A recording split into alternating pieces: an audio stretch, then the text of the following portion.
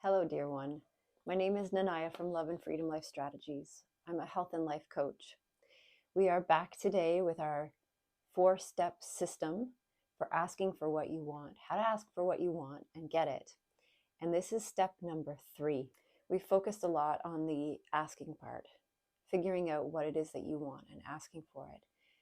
Today, we're going to look at being willing to receive.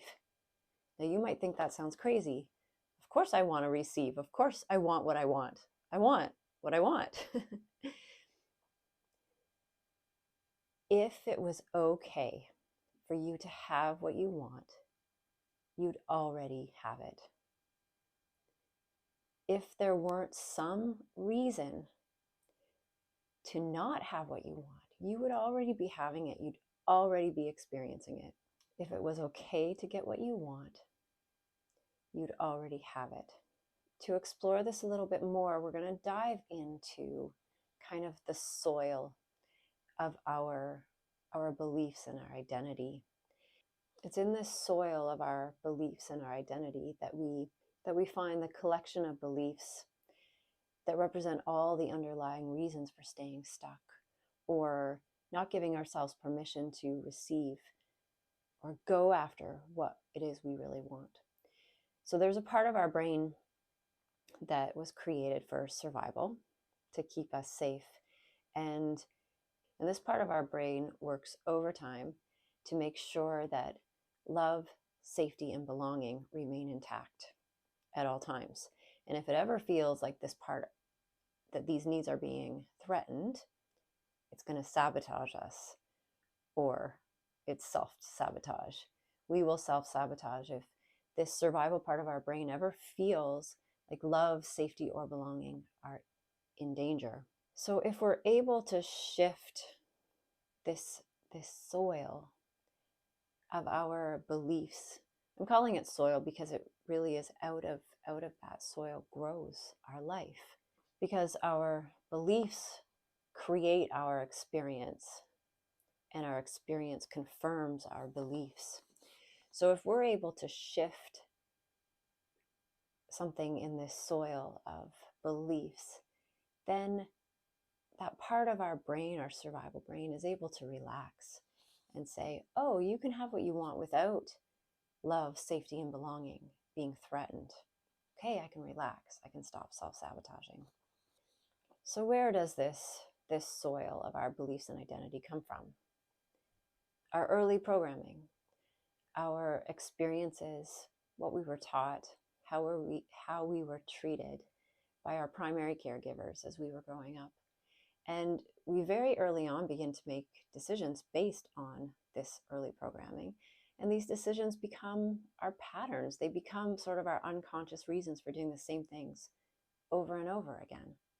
And they become our strategies for staying safe.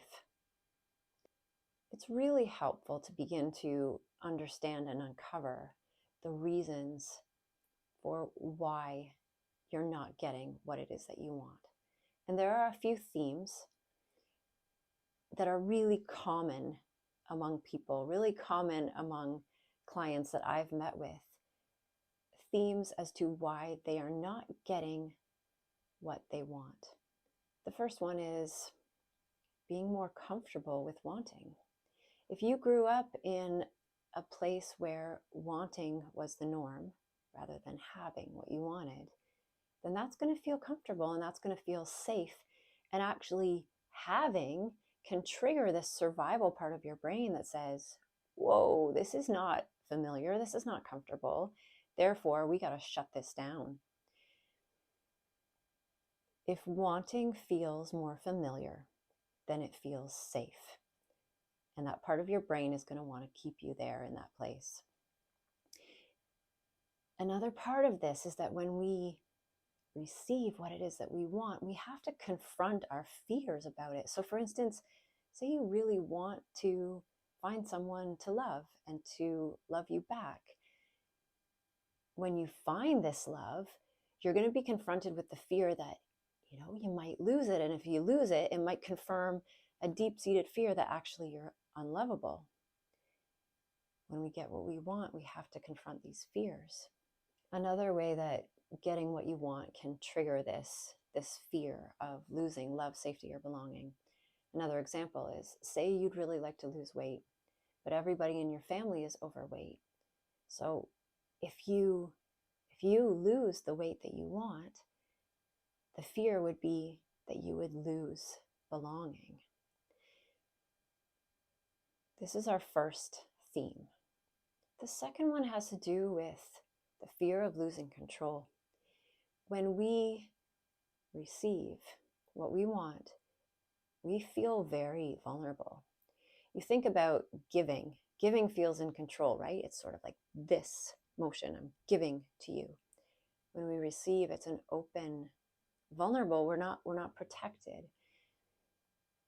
So often we will sabotage in order to not feel that, what feels like a loss of control, in order to not experience that vulnerability of receiving. So it might come across as, I feel unworthy to receive this thing because I'm actually afraid of feeling vulnerable. This can also come out in perfectionism.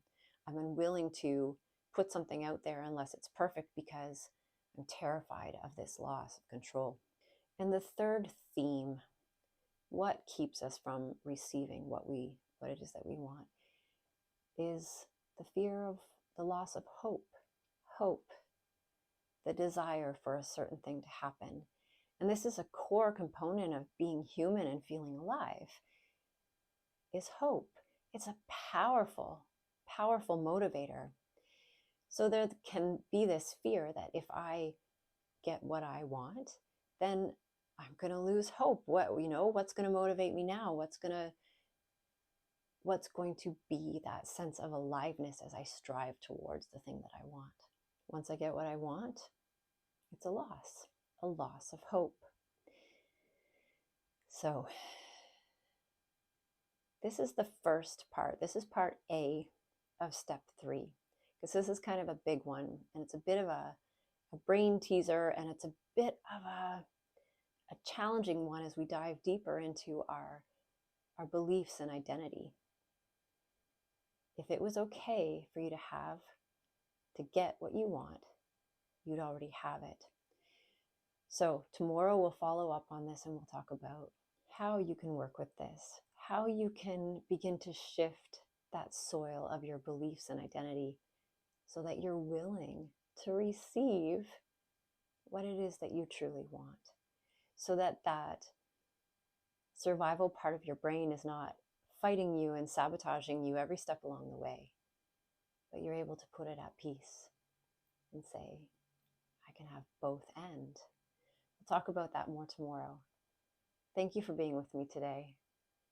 Let's keep working on this together. Peace to you.